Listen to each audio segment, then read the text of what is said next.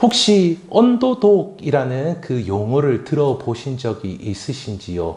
언더독. 언더와 독 두 글자의 합성어인데요. 아래에 있는 개다라는 그러한 합성어입니다. 원래는 개싸움하는 그 투견장에서 쓰는 용어라 그렇게 이야기를 하더라고요. 두 마리의 개가 싸우면은 이긴 개는 위로 올라가고 진 개는 밑에 이렇게 꿇어앉게 되는 그러한 모습을 보인다고 하는데요. 그래서 이긴 개는 위로 올라갔다 해서 오보독, 그래서 탑독 이렇게 이야기하고, 그리고 패배한 개는 아래에 있다라고 해서 아래에 있는 개로 언더독 이렇게 이야기를 그렇게 의미로 쓰는 것을 들었습니다. 그런데 요즘에는 이것을 스포츠에서 많이 쓰는데요. 이 스포츠에서 쓰는 이 언더독의 의미는 조금 다른 면이 있는 것들을 볼 수가 있었습니다. 실력이 약한 팀이 실력이 강한 팀을 이기는 경우에 언더독이다 라는 이 말을 많이 쓰더라고요. 언더독의 반란이다 그렇게도 많이 이야기를 하는데, 언더독이 이기기를 바라는 마음에서 쓰는 말인 것 같습니다. 단지 이 언더독이라는 용어가 패배했다 이것에 그치는 것이 아니죠.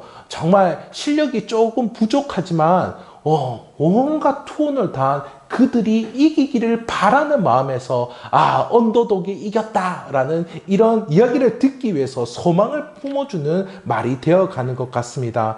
그런데 이제는 이 용어가 승부의 세계에만 머물지 않고요, 응원 문화에게 번져진 것까지 보게 되는데요. 실력은 부족할지라도 앞서 말씀드린 대로 최선을 다하는 그 모습을 보고서 더욱더 열심히 응원하고 함성을 보내는 그런 응원단이 있는 것들을 보게 됩니다. 정말 자원하는 마음으로 나와서 조금 실력이 부족하지만은 여하튼 그 강한 팀을 이기려고 하는 그 모습을 열렬히 응원하는 모습인데요. 최근에도 우리나라의 프로스포츠 중에 이런 그 팀이 있는 것들을 보게 됩니다. 정말 실력이 형편없었던 팀이지만은 그 팀이 열심히 노력을 하는 모습을 보고서 10여 년 가까이 응원하는 사람들이 있는 것들을 보게 되는데요. 와, 정말 인내력이 대단하다라는 그런 생각이 들지만은, 그러나 그분들이 가진 그 열정을 보고자 하는 마음, 그리고 그것이 이루어내는 소망들, 이것이 얼마나 클까 생각을 해보게 된다라면은, 언더독이라는 이 영어가 그냥 패배자의 단어가 아니고 보다 더 긍정적이고 그것들을 위하여서 이루어내는 응원에 가까운 단어로 변하고 있다라는 그런 생각을 해보게 되었습니다. 그런데요, 하나님 역시 이렇게 언더독과 같은 우리의 인생, 때로는 언더독과 같은 상황 가운데 있는 우리의 인생 가운데에도 우리 하나님께서 응원하시고 도와주시고 힘이 되어주시는 것, 성경에서 많이 볼 수 있습니다. 뿐만 아니라 우리가 살아가면서도 이와 같은 것들을 경험하게 되지 않습니까? 이를 통해서 우리의 인생이 이와 같은 때에도 하나님으로 인하여서 참된 소망 가운데에 굳건히 이겨나가며 소망 가운데에 기대하는 마음, 또 기도하는 일들이 우리 안에 가득하게 되시기를 주님의 이름으로 축복합니다. 그러면 오늘 말씀의 줄거리를 짧게 한번 살펴보도록 하겠습니다. 오늘 말씀은 산파들을 통하여서 애굽의 바로로부터 이스라엘의 남자 아기들을 살리는 이야기를 해주고 있습니다. 앞서 이스라엘 백성들은 애굽에 들어와서 급속도로 번성하는 것을 우리가 볼 수 있었죠. 한 일가 70명이 들어왔는데 400년, 430년이 지난 후에 이 일가가 200만 명이 넘는 민족으로 크게 번성했다 하는 것을 우리는 보았습니다.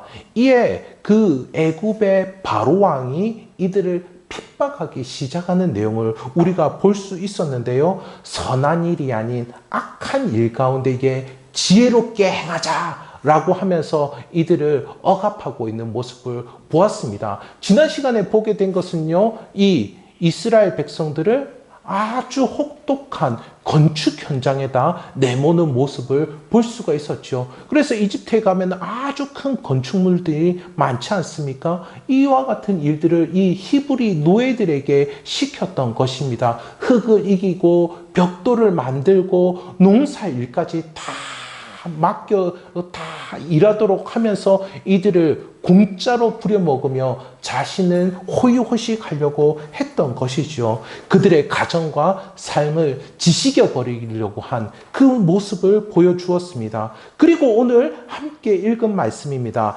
애굽의 바로는 새롭게 태어나는 남자 아기들을 죽이도록 산파에게 지시를 하지요. 산하 제한 정책을 이제 피려고 하는 것입니다. 아기를 죽이려고 한다는 것은 무엇이죠? 민족의 미래를 말살해 버리겠다. 그런 내용 아니겠습니까? 하지만 산파는 바로의 지시를 따르나요? 따르지 않나요? 바로의 지시를 따르지 않습니다. 어쩌면 자신의 목숨마저 위태로울 만한 그런 상황이 아니겠습니까? 어떻게 세계 최강대국의 광대국 왕의 말을 이 한낱 이 산파에 지나지 않는 여인들이 어떻게 불순종하게 되었을까요? 성경은 이야기합니다. 그들은 하나님을 경외했다. 이렇게 이야기하고 있죠. 그러므로 그 남자 아기가 부모와 함께 지낼 수 있고 민족과 함께 지낼 수 있고 하나님 나라의 백성으로 편입될 수 있도록 해주는 그와 같은 놀라운 역사들을 이 연약한 산파를 통하여서 이루어지게 되는 것을 볼 수가 있습니다. 그런데요, 그리고 또 바로는 이것도 실패를 하자 남자아이들을 나일강에 던져버려라 라고 하면서 애굽 백성들에게 이 히브리 남자아이들을 강으로 던져버리도록 지시하는 그러한 내용을 볼 수가 있습니다. 그런데요, 우리는 이 스토리를 알죠? 오히려 나일강에 던져진 이 아이, 그 아이는 어떻게 됩니까? 그 아이는 건져지게 되죠. 건집을 받다. 이름이 모세 아닙니까? 모세. 그 모세를 통하여서 이스라엘 전체를 구원해 내고야만은 하나님의 놀라운 역사들을 우리는 볼 수가 있습니다. 그렇다면요, 오늘 본문의 의미를 몇 가지 살펴보도록 하겠습니다. 먼저는요, 하나님은 연약한 산파들을 통해서 이스라엘 백성들을 보호해주고 계심을 우리는 볼 수가 있습니다. 산파라는 일은 당연히 그 당시에 여자들이 하는 일들로 취급을 받았지요. 아이를 낳는 일이 여자의 일이니까 여자의 일들로 취급을 받았습니다. 남성 중심 사회였기 때문에 굉장히 천대받는 일이었습니다. 요즘에는 의사하면요, 굉장히 높은 그런 지위로 여김을 받고 있죠. 그리고 가천길대를 세운 이길려 총장님, 요즘에 가천길대가 굉장히 유명해졌는데 가천길대를 세운 이길려 총장님, 많은 사회 공헌도 하신 분이시죠. 이분이 산부인과 의사입니다. 굉장히 사회적인 명망이 있으신 분이죠. 하지만 그 당시에는 의술이 개발된 것도 아니었고, 특히 이 사람의 목숨에 대해서 중요하게 생각하던 시절이 아니었기 때문에 아이를 낳아도 열 몇 명, 20명 가까이 낳았던 그런 시절이었기 때문에 사람들은 이 생명을 중요하게 생각하지 않아서 아기를 낳는, 그 아기를 받아주는 이 산파의 일들을 최하층민으로 여겼던 그런 시절이었습니다. 여기서 두 명이 나오죠. 십부라와 부하가 나오는데, 그런데 이 200만 명이나 되는 사람에게 산파가 이 정도밖에 있지는 않았겠죠. 한 번 낳을 때마다 12명 이상씩 낳아야 되는데, 그러니까 이 두 명은 어떻게 보면은 산파의 대표자들이다라고 볼 수가 있습니다. 산파의 이름이 앞서 확인한 대로 십부라와 부하, 이 이름은 세머입니다. 세머로 그 십부라의 의미가 아름다운이라는 의미를 가지고 있고요. 그리고 부하는 소녀라는 의미를 가지고 있습니다. 그러면 합치면 뭐가 되나요? 아름다움과 소녀가 되면은 아름다운 소녀. 여러분, 생각만 해도 너무 가련하게 느껴지지 않습니까? 그런데 바로는 최강대국의 왕이다라고 하는 거죠. 그리고 이 세머의 이름을 가졌다라고 하는 것은 이 히브리어가 세머의 방언에 해당이 됩니다. 세머의 방언에 해당이 됩니다. 그래서 구약의 그 셈 계통의 언어이기 때문에 여기서 그러니까 이 사람들은 히브리인이다라고 하는 것을 알 수가 있죠. 그런데 여기서요, 이 히브리라고 하는 이 단어가 성경에 처음으로 쓰여진 곳이 이곳입니다. 우리가 히브리어, 히브리인 이렇게 이야기하고 지금도 유대인에 대해서 히브리인 이렇게 표현하는데 이 히브리인이라는 표현이 처음으로 쓰여진 곳이 바로 이곳인데요. 그 의미가 무엇이냐면은 가로지르다라는 의미입니다. 가로지르다. 왜 이 말을 썼을까라고 보면은 많은 학자들이 추측하기로는 이들이 가로질러 건너왔기 때문에 사람들이 이렇게 썼을 것이다. 그렇게 이야기를 하는데요. 처음에 우리나라에도 이탈리아 사람이 와가지고 꼬레 이야기하다가 코리아가 됐다. 그렇게 이야기하지 않습니까? 그 당시에 주변에 있는 나라 사람들이 이 히브리인들을 보니까요. 어떠냐면은 처음에 아브라함이 어디 있었습니까? 저쪽에 걸프만이 있고 두 강이 흐르는 티그리스 강, 유프라테스 강이 흐르는 지금으로 보자면 이라크, 쿠웨이트 그 지역에서 살았던 사람이 아브라함이었어요. 그런데 하나님의 지시로 가나안 땅, 지중해 옆에 있는 가나안 땅으로 오게 되죠. 그리고 심한 기근을 겪으면서 이집트, 나일강을 가로질러 건너오게 되었다라고 하는 것입니다. 그래서 주변의 나라 사람들이 이 사람들을 보니까는 계속해서 가로질러 건너온 것을 보고서 히브리 가로지르다라는 그 의미를 가져서 히브리인 이렇게 표현을 했던 것이죠. 그렇다면 여러분 이 사람들의 운명은 뭡니까? 늘 이방인으로 살았다는 겁니다. 그 지역에서는 늘 객이었다라고 하는 것이죠. 객으로 살아가고 있으면서 그곳 가운데게 산파라고 한다라면은 정말 낮은 사람 중에 낮은 사람인 것입니다. 정말 연약한, 정말 천대받는 신분 가운데 있었던 사람들이 바로 이 산파이지요. 그런데요, 세상은 이런 사람들을 부려먹으려고 하지 않습니까? 그렇죠. 오늘 말씀에도 15절, 16절에 보면은 바로왕이 이 산파들을 부려먹고 있는 것을 보게 됩니다. 그것도요, 악한 일에 부려먹고 있죠. 이들로 하여금 자신의 동족의 아기들을 죽이라, 남자 아이들만 죽이라, 그 동족 말살 정책 가운데에 자신들이 응하도록 그렇게 하고 있다라고 하는 것입니다. 종용하고 있었던 것이죠.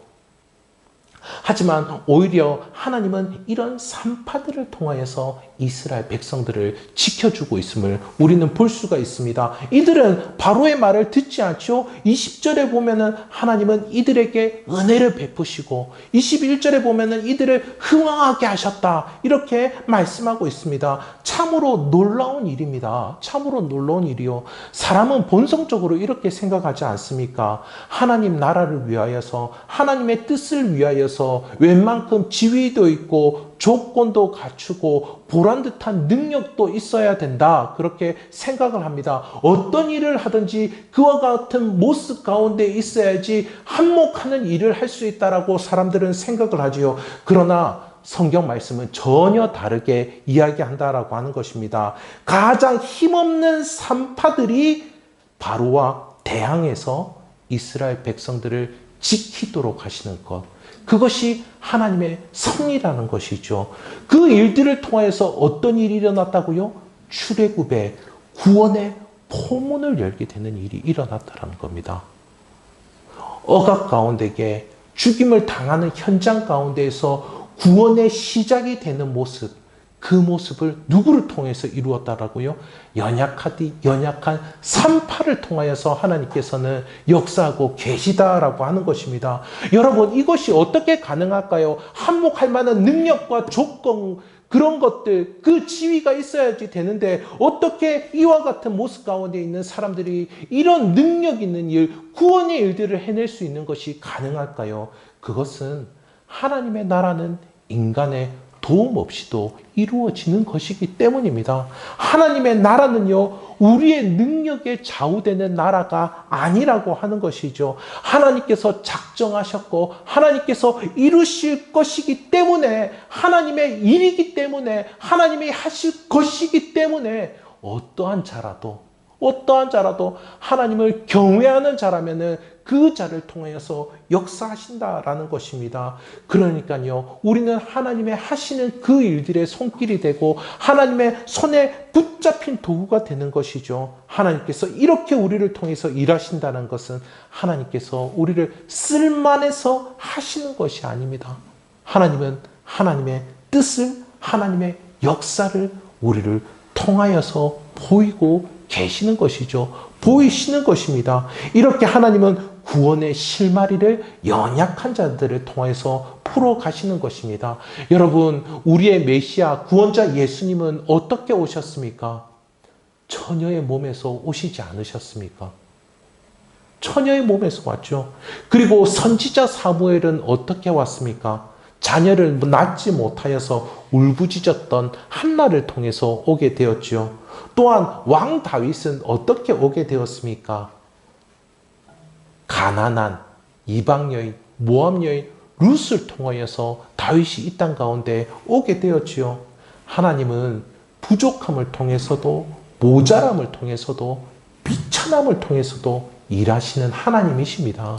일하시는 하나님이십니다. 하나님을 알지 못하는 세상은 낙심하지요. 부족하고 모자라면은 낙심합니다. 구박합니다. 왜 못하냐고 그렇게 이야기를 합니다. 그러나 하나님은 그렇지 않다라고 하는 것이죠. 오히려 그 모자람을 통하여서 역사하시고 일하신다라는 것입니다.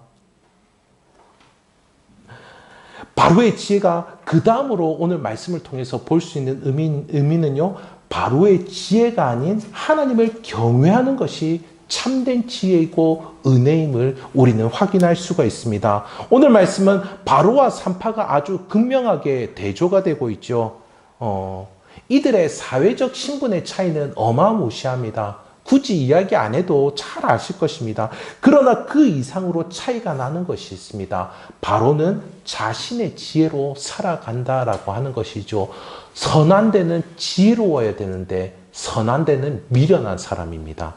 악한 데는 미련해야 되는데 악한 데 있어서는 정말 둘째가라면 서러울 정도로 지혜로운 사람이다라고 하는 것이죠. 반면에 이 산파들은 어떻습니까? 철저히 하나님을 경외하면서 살아간다는 것이죠. 하나님의 뜻대로 하나님의 지혜대로 행하면서 살아간다는 것입니다. 이렇게 대조된 모습입니다. 그렇다면요, 여러분, 이 두 사람 간의 인생의 결론도 차이가 나지 않겠습니까? 그와 같은 모습으로 계속해서 살아간다면 당연히 인생의 결론도 다르겠지요. 바로는 어떻게 됩니까? 바로는 자신은 이 히브리인들의 첫 남자아이들을 죽이려고 했지만 결국에는 어떻게 됩니까? 바로는 그의 남자아이, 첫 장자, 첫 아들을 잃어버리게 되는 그와 같은 모습 가운데 이르게 되지요. 자업자득의 모습 가운데 있는 것들을 볼 수가 있습니다. 하지만 산파들은 어떻게 되죠? 하나님의 은혜를 입습니다. 가련하고 가진 것 없는 그들에게 집안이 흥왕하는 일들이 일어나죠. 여기서 흥왕한다라는 이 단어가 굉장히 재미있는 단어입니다. 히브리어로요, 발음이 아사 이렇게 됩니다. 그러니까 여러분 이 성경을 읽으실 때 이게 좀 재미있게 읽으려면 언어 유희로 한번 읽어보시기 바랍니다. 흥왕이라는 이런 단어가 나올 때마다 아싸 이렇게 읽어보시기 바랍니다. 아싸 아싸 하는 이런 일들이 일어나게 되는 것이죠. 그런데 여기서 우리가 확인해야 될 중요한 것이 있습니다. 여러분, 가련하다라고 해서 연약하다라고 해서 하나님을 다 두려워하고 다 경외하는 그런 것은 아닐 것입니다. 그렇지 않겠습니까?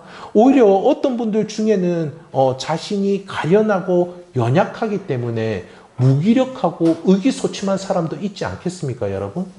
또 뿐만 아니라 이렇게 연약한 사람들은 누가 이렇게 시비를 건다라면은 그것 가운데 오히려 공격적으로 나오는 사람들도 있을 것입니다. 하지만 이 산파들은 적극적으로 바로에게 가서 변명을 하지 않습니까? 히브리 여인들은 건장하여서 우리가 도착하기 전에도 이미 아기를 낳아서 안고 있다고, 자기들은 어떻게 할 수 없다고 오히려 적극적으로 변명하는 것을 볼 수가 있습니다. 어떻게 이렇게 바로에게 불순종할 수 있었을까요?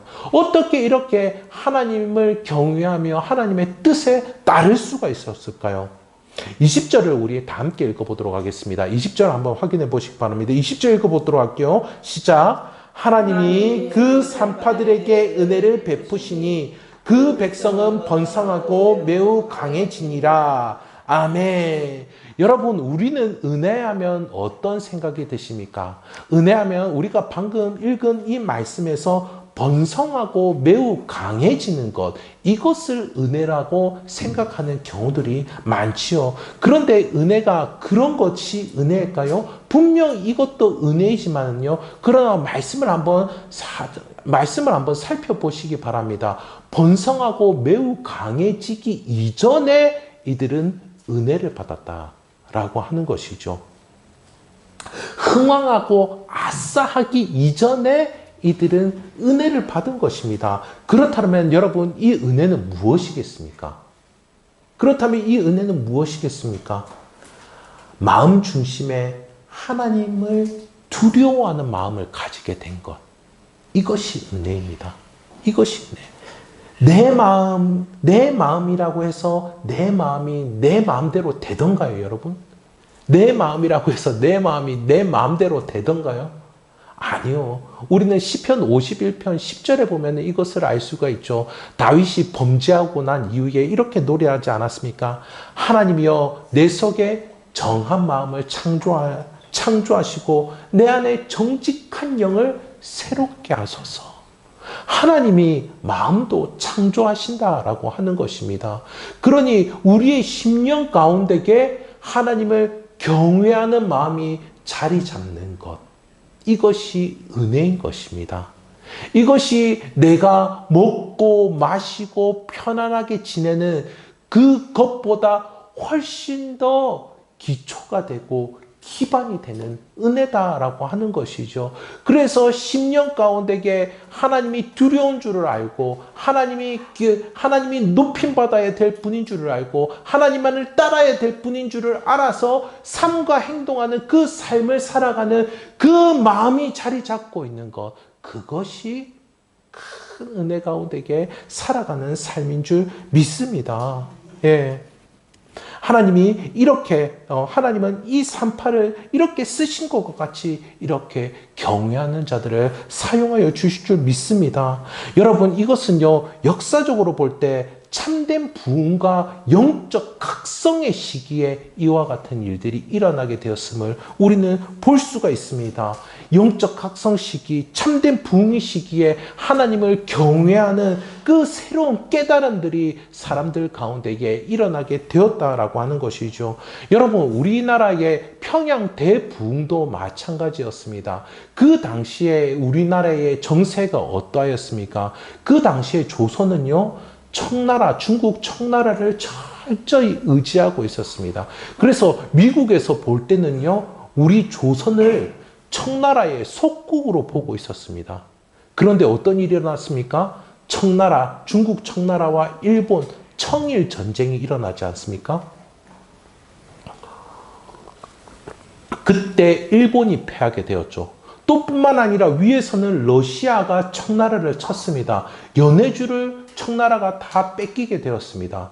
그렇다면 이 청나라를 의지하고 있던 조선은 도대체 무엇이 되는 것입니까? 주변에 있는 모든 나라들이 이 조선을 속국 삼으려고, 이 조선을 자신의 그 전쟁 기지로 삼으려고 했다라고 하는 것이죠. 우리 앞선 지난 시간에 보면요, 비동과 람셋이라고 이렇게 나오고 있는데요, 거기를 국고성이라 이렇게 표현하는데, 거기가 어떤 곳이냐면요, 전쟁 무기를 준비하는 곳, 그리고 전쟁 물자를 준비하는 곳, 전쟁을 위해서 식량을 보관하는 곳이 이 비동과 람셋입니다. 이때도 마찬가지였다는 거죠. 우리나라를 그런 비동과 람셋과 같은 그런 곳으로 만들려고 했던 것입니다. 그렇다면요, 러시아나 일본이나 다른 나라의 지배를 받고서 살아가는 삶은 어떤 삶이었을까요? 일본 치하 30년, 40년을 경험한 것처럼 어떻습니까? 그것 가운데에 감사와 기쁨과 행복이 자리 잡을 수가 있겠습니까? 그런 일은 일어나지 않겠죠. 그러나 세상 나라와는 차원이 다른 하나님의 나라가 평양에 임하게 된 것입니다. 하나님의 강력한 임재가 그것 가운데 있게 된 것이죠. 하나님의 다스림이 없이는 살 수가 없겠구나라고 하는 영적인 각성이 일어나게 된 것입니다. 그래서 그 당시에 평양에 있는 교회들의 하루의 일과가 그랬습니다. 주일이 아니고요. 그 당시에 평양에 있는 하루의 일과가 무엇이냐면 일단 새벽 기도를 합니다. 새벽 기도를 한 이후에는 오전 성경 공부를 하고요. 오전 성경 공부를 마치면은 기도회를 합니다. 그리고 나서 무엇을 하냐면요. 오후 노방 전도를 나가고 여기서 끝났을까요? 아니요. 저녁 집회까지 4-5시간씩 그렇게 예배를 드렸습니다. 우리는 주일 하루만 이렇게 예배를 드려도 막 피곤하다 이러는 사람들이 있는데 그 당시에는 하루에도 이와 같은 4-5개의 일정을 소화한 것이죠. 근데 이런 모습이 평양에만 머물지 않고 목포에도 제주도까지 이어서 갔던 것들을 볼 수가 있습니다. 고통의 그림자가 짙게 드리워진 그 시기 가운데에 하나님은 이와 같이 구원의 손길을 내밀고 계시다라고 하는 것이죠. 구원의 역사를 펼쳐 보이고자 하시는 것입니다. 지금도 마찬가지이지 않습니까? 너무나도 영적으로 어려운 시기 가운데 있는 것들을 우리는 목도하고 있습니다. 하나님은 이와 같은 때에 구원의 역사를 펼쳐 보이기 위하여서 자신의 임재가 가득하게 부어주시는 곳들이 있다라고 하는 것이죠. 그 일들, 그 현장이 바로 우리가 되기를 간절히 소원합니다. 바로 이 하나교회가 그와 같이 쓰임받게 되기를 간절히 소원합니다. 이를 통해 이렇게 하나님만을 간절히 찾게 되는 역사가 이루어지는 그와 같은 일, 이와 같은 일들, 이 은혜를 사모하게 되시기를 간절히 소원합니다. 하나님을 경외하는 마음이 가득한 현장, 하나님을 두려워하는 심령으로 가득 채워지는 그와 같은 일들이 우리 안에 일어나게 되기를 간절히 소원합니다. 그리고 마지막으로 이 본문의 의미를 살펴볼 수 있는 것은요, 바로는 또다시 공격을 해옵니다. 그렇지만은 하나님은 또다시 새로운 은혜를 약속해 주신다라고 하는 것이죠. 오늘 말씀의 마무리는 또다시 끔찍한 바로의 살인 정책을 볼 수가 있습니다. 바로는 모든 애굽 사람들에게 히브리 사람의 아들이 태어나거든 이제는 어떻게 하라고 하죠? 이 말을 듣지 않으니까 이 애굽 사람들로 하여금 이 히브리 사람들의 남자아이를 강에다 던져버리라 그렇게 이야기합니다. 그런데 이 강에다가 던져버리라 이 의미는요, 던져버리면 뭐 산에도 던져버려도 되고 다른 데도 다 던져버려도 되지 않습니까? 그런데 왜 나일강에 던져버리라고 그렇게 이야기를 할까요? 당시 나일강은 애굽 사람들에게 신으로 여겨졌습니다. 한번 생각해 보십시오. 그들에게 있어서는 이 나일강은 먹기도 하고 마시기도 하고 그리고 농작물이 풍성하게 자라날 수 있도록 물을 데워주는 것이 바로 이 나일강이었죠. 나일강을 통해서 그들은 수많은 풍요로움들을 누렸습니다. 반면에 나일강이 범람하면 어떻게 되었습니까? 집이며 농작물이며 사람이며 가축이며 다 떠내려가 버렸던 것입니다. 모두 다 잃어버렸던 것이죠. 그래서 이 사람들은 나일강에 자신의 운명이 달렸다 그렇게 생각을 한 것입니다. 그래서 나일강을 신으로 여겼죠. 그렇다면은 이 히브리 남자 아이들을 나일강에 던졌다라는 것은 어떤 의미이겠습니까? 나일강의 신을 달래기 위한 제물로 이 아이들을 드렸다라고 하는 것입니다. 그 신을 잘 달래어서 범람하지 않고 자신들이 풍성하게 물을 대어서 잘 먹고 잘 살 수 있도록 해달라고 그 아이들을 던져버린 것이다 라고 하는 것이죠. 꼭 무속과 같이 헛된 것 아닙니까? 결국 이런 헛된 우상에 빠지는 것이 세상의 지혜다라고 하는 것이죠. 세상 똑똑한 사람들이 이상하게 이런 데 빠지지 않습니까, 여러분?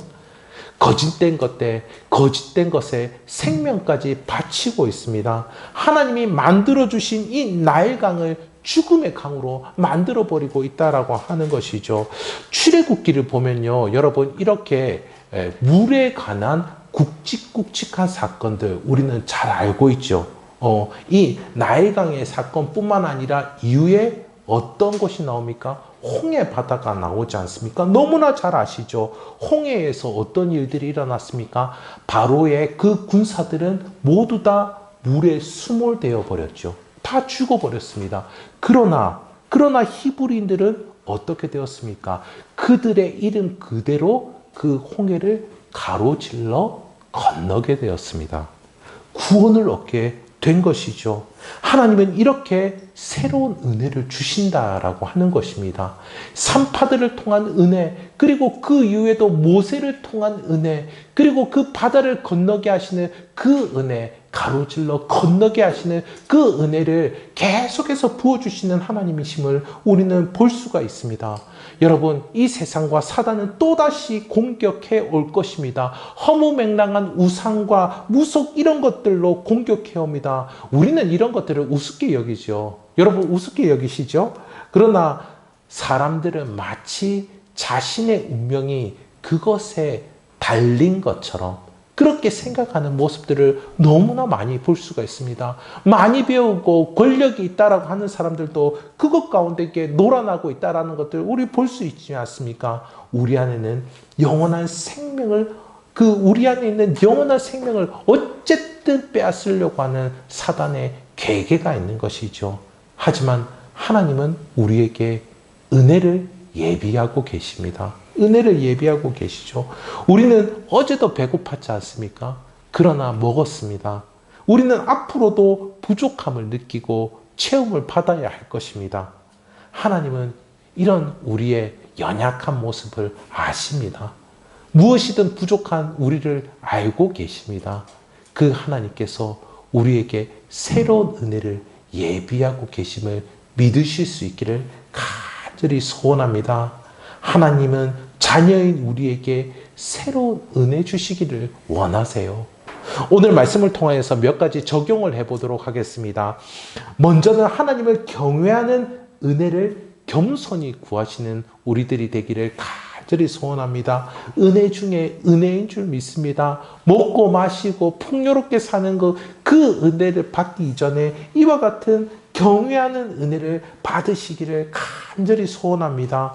이 마음이 세상의 유혹과 이 세상을 핍박을 이겨나게 해줄 줄 믿습니다. 또 이 마음이 말씀으로 세상을 이기게 해줄 줄 믿습니다. 하나님의 통치를 구하는 지혜 또한 하나님의 통치를 구하는 지혜를 가질 수 있기를 간절히 소원합니다. 여러분, 두려움과 경외의 차이점을 아십니까? 두려움과 경외의 차이점이요. 이것은 무엇이냐면요. 수동적이냐 능동적이냐의 차이죠. 두려움은 그 대상에 대해서 그냥 두려워 떨 뿐입니다. 그러나 경외는 무엇입니까?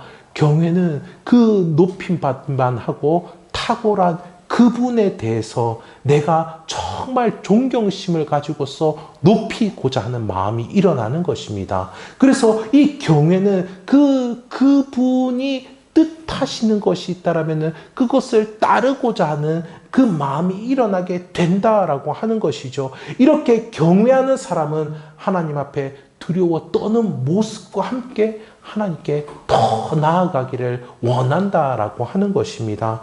경외하는 분의 뜻이 가장 복되고 가장 온전하기 때문에 더 가까이 하고 싶은 것입니다. 이와 같은 모습이 하나님의 통치 아래 있는 것입니다. 하나님의 통치 아래 있는 것. 신약 성경의 방식으로 표현하자면요. 하나님 나라를 사는 것입니다. 천국을 경험하는 것입니다. 지금도 현대판 바로가 우리의 삶 가운데에 이 세상 가운데에 판을 치고 있지 않습니까? 그리하기에 이 세상 가운데서 하나님을 왕으로 모실 수 있기를 간절히 소원합니다. 하나님의 통치 받으십시오. 이것이 지혜인 줄 믿습니다. 말씀을 맺도록 하겠습니다. 언더독과 같은 산파들입니다. 하나님은 이들에게 하나님을 경외하는 마음을 주셨습니다. 그들의 심령에 이 세상의 지혜가 따라오지 못할 하늘의 지혜를 주신 것이죠. 하나님의 응원, 하나님의 능력, 이것이 언더독과 같은 우리의 인생 가운데도 함께하는 줄 믿습니다. 그리하기에 하나님 경외하는 마음을 간절히 받기를 간절히 소원하는 가난한 심령을 가지시기를 원합니다.